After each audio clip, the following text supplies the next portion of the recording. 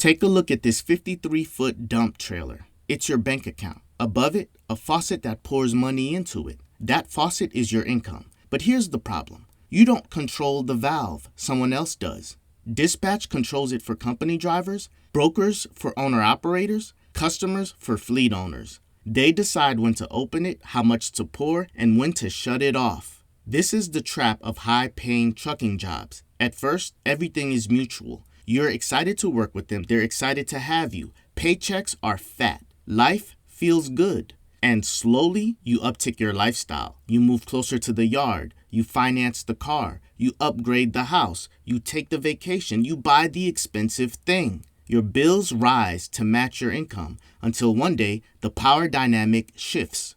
You get into a disagreement. They tell you to do something you don't want to do, and you fold like a blade of grass under a summer breeze. You feel forced, but no one's forcing you. You just can't afford to lose your position. You start asking yourself, is there even another job out there that could replace this? And that's when they've got you. Your entire life is now built around a faucet you don't control. They start throttling your income. You get less miles, less loads, less respect, and the longer you stay, the more it feels less like employment, less like a business, and more like economic slavery. There is only one way out, only one path to freedom. That path? Find a faucet that you control, because whoever controls your income occupies the position of power over you. But when you control your own income streams, you step into the position of confidence. The confidence to walk away from anything and everything that doesn't align with you. I know your pain. I've been a CDL truck driver well over a decade.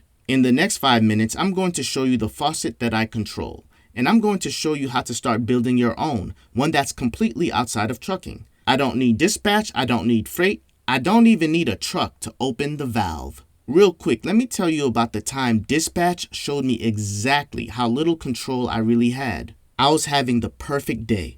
Everything was firing on all cylinders. I finished my route 2.5 hours early, faster than I'd ever done it before. I skipped breakfast, held bathroom breaks, pushed through without any extra stops. I was so excited to beat my all-time record for completing it early. Then, dispatch called me while I was still on the road. He said, "Hey, I see you're making good time. I've got this extra load for you. You want it?" I'm thinking extra money. Why not? So I said, "Yeah, sure." "Okay, we'll figure everything out and I'll call you back with the details." I asked him, where was I going? What shipper? How far? Basic questions. And he responded, "I'll get back to you when I figure it all out." And he never called me back. I finished my route. I waited a few minutes, did my post trip, and went home. I'm sitting at the house, proud of crushing my day, when my phone rings. Dispatch. "Hey, where you at?"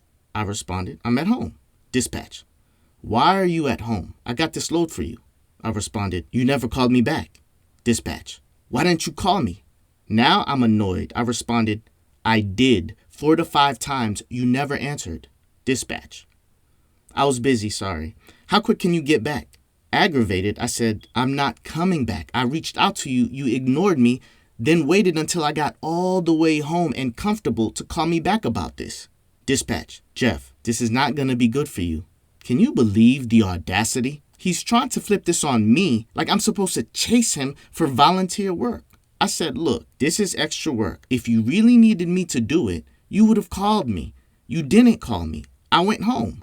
Dispatch. "Well, we need you to do this run. You already agreed to it. If you don't do it, this is going to count as a call out and a cancel, and we're going to have to write you up."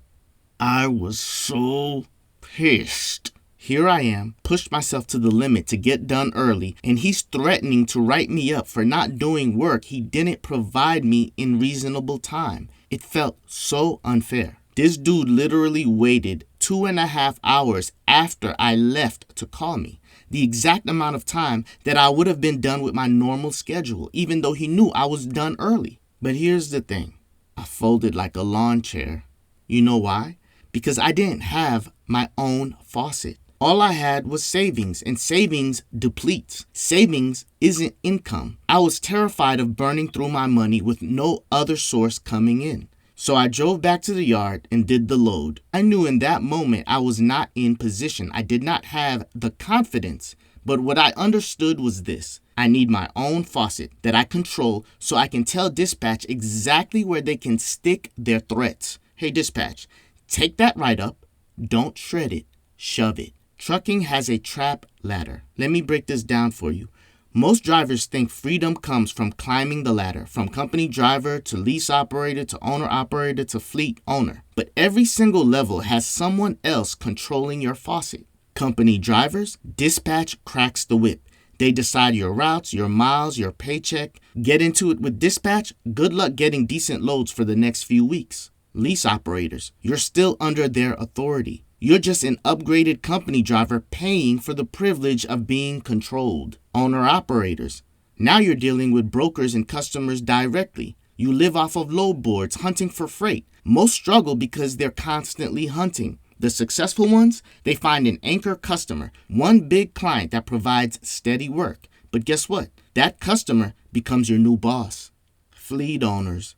They all have one thing in common. They latch onto a big customer. I know a guy who built his entire business around Amazon. Amazon squeezed the soul out of him. Another guy built his empire on FedEx routes. Some upper management at FedEx who didn't like him eventually used shady tactics to strip his contracts, forced him to sell his entire business. At every level, somebody else controls your valve. The real power structure. Here's something most drivers don't realize. Insurance companies run the entire trucking industry. They're the ones with real power. Some might think it's a lender, but it's not. Think about it. It's not illegal to own your truck outright with cash and no loans, but it is illegal to drive without insurance. Wonder why? Insurance companies occupy the position of investor. They use money to make money. They issue coverage, collect premiums, and if you don't pay, you're off the road. DOT will shut you down, throw you in prison. Banks are similar. They're almost the same way. You borrow money for a truck, the bank is cracking the whip at you. Miss payments, they'll repo that truck faster than you can say economic slavery. The cash flow quadrant. I refer to this quadrant frequently. So this is Robert Kiyosaki's work, and he breaks this down perfectly. E is for employee, company driver. S, self-employed, owner-operator, lease operator. B, business owner. Those are fleet operators. And I, investor. This is the final form. Investor is the final form of financial maturity. So none of the first three are real freedom. They're all just different uniforms for the same prison. Investor, though, is the final form. That's where you control the faucet instead of being controlled by it. Most people think millionaires are made in real estate. That's not true. Most millionaires become millionaires by selling a business to gain their freedom, then go buy real estate with cash. If you have a mortgage, you're not in control. The bank is. Miss payments and see how long you keep that property. Owning a trucking business and you still have to finance, you're not in control. Let me show you the faucet I've built. I call it my Spec Fund, short for Speculation Fund. Rich people, like venture capitalists, they call this risk capital. It's money set aside specifically to take risks and pursue new income streams. I started this public fund planning to add another $2,000 to keep it around $3,000. This past week, I made money purely from trading activity. This income is totally outside of trucking. When trucking fails me, trading carries me. When trading fails me, trucking carries me. I don't do one or the other. I do both. Hey, this is Future Jeff checking in real quick. This video was supposed to be dropped last week, but I had to push it back because I was doing some heavy truck driving. The account value you'll be seeing on screen, that $619, that was from last week when I first started editing this video. As of right now, today, this moment, my account is sitting at $664. I made about $45 yesterday while the market was live. Monday, I couldn't trade again because of heavy truck driving. But I just wanted to jump in here real quick and let you know what you're seeing on screen is real, unedited. I'm moving through the Thinkorswim app so you can see it's not a screenshot or chopped up edit clip. If you stick around to the very end of this video, I include the 2-minute raw screen scroll right after I closed the trade while the market was still live to just show 100%, 1000% transparency. Now, here's the other thing. With only $600 in the account, I realized it was going to be real tough to hit my $300 per week profit goal. So I decided to add the other $2,000, not to flex, but to make sure the goal was actually possible. I believe that I could do it, and so I'm going to show it. I'm going to display it right here live. I'm keeping this account open and visible to the public so you see everything. Keep watching to the end of the video. But here's what's beautiful about this faucet. No one else is between me and the money. No dispatch, no brokers, no customers to bend over backwards for. It's the only faucet I've found where I have direct control of the valve. You want to know what having your own faucet gives you? Position of confidence. That's what I want you to understand as a truck driver, because you can't truck forever. One bad day can totally dislodge your career. To top it off, autonomous self-driving trucks are here. You and I are both powerless to stop them from replacing us. You may never be in total control of every faucet in your life. There will probably always be someone somewhere with some power over you, but you should always strive to control at least one faucet, one valve where there's nothing between you and the money. This matters so much. Quick question. How much do you average per day every time you work? Imagine if you can generate an extra day's wage per week. An extra day's wage per week means one less day you might not have to drive if you don't want to. It could double your income for that day if you do work. Over time, you can build up to 2 days' wage, 3 days' wage, 4 days' wage per week. But more importantly, it gives you the confidence to say no, to walk away from anything that doesn't align with you. When dispatch calls you with that BS route designed by someone who's never driven a truck, you can say no, find someone else. When they threaten to write you up for not taking volunteer work, you can say, go ahead, I'll write you up too. When brokers try to squeeze your rates, you can walk away and find better freight. Say no to cheap freight. That's the power of controlling your own faucet.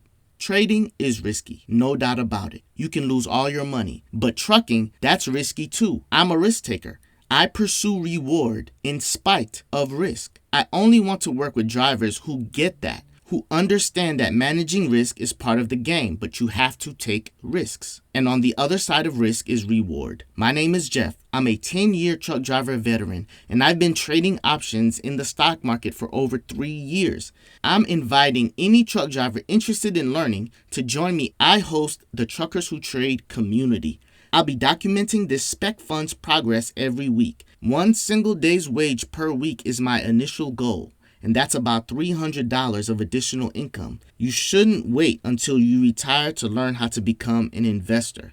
By then, it's too late. You can start right now with the money you already have. That's exactly what I mean by controlling your own faucet. The bottom line, what if you're pursuing freedom in the wrong category? What if instead of climbing the trucking ladder, company driver to owner operator to fleet owner, you jumped straight into the category that actually matters? Investor, trader. What if you could build a faucet that no dispatch, no broker, no customer could ever control? That's not just financial freedom. That's position of confidence. That's the power to walk away from anything that doesn't serve you. And that's exactly what I'm going to show you how to build.